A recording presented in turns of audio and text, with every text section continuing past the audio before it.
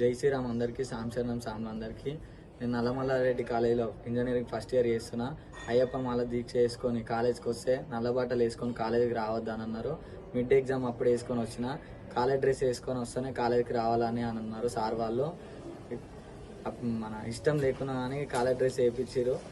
College dress వేసుకుంటేనే college రావాలని చెప్పారు. కాలేజీ రాకుంటే ఇంటికాడ ఉంటానేమో మా డాడీ సామ్ ఫోన్ చేసి మీ సామ్ కాలేజ్కి వస్తలేడు, కాలేజ్ పంపించని అన్నారు. ఇలా మాల బట్టలు వేసుకొని కాలేజ్కి వస్తే లోపలికి వచ్చినాక నల్ల బట్టలు ఇప్పి కాలేజ్ డ్రెస్ వేసుకొని ఉంటేనే కాలేజీకి రావాలని చెప్పారు. సార్ ఇట్లా అడ్డవులుగా మాట్లాడిండు సాంశరణం అందరికీ.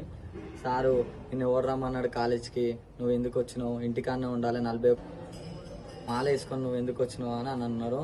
మరి ఇతర మతాలకు ఇట్లా గడ్డాలు మీసాలు పెంచుకొని వస్తే అలౌ చేసారు, కానీ నేను మాల వేసుకొని నల్ల బట్టలు వేసుకుంటే మనకు నల్లమల్లారెడ్డి కాలేజీలో అలౌ చేస్తలేరు.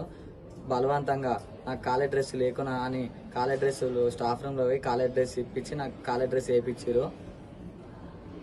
సార్ సామిని ఎందుకు వేసుకురావద్దు సార్ సామ అంటే, నువ్వేమన్నా నీతులు చెప్తున్నావు, మేము 18 సంవత్సరాల నుంచి పని చేస్తున్నాం, నువ్వేమన్నా కొత్తనా అని అంటారు.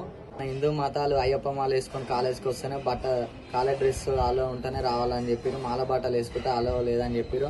మరి వేరే మతస్థులు కాలేజ్కి వచ్చి గడ్డాలు పెంచుకొని వస్తే వాళ్ళకి ఎందుకు పర్మిషన్ ఉంది అని నేను అడుగుతున్నా అందరినీ. సాంశరణం అందరు రియాక్ట్ కావాలి సామ్లకి, సాంశరణం.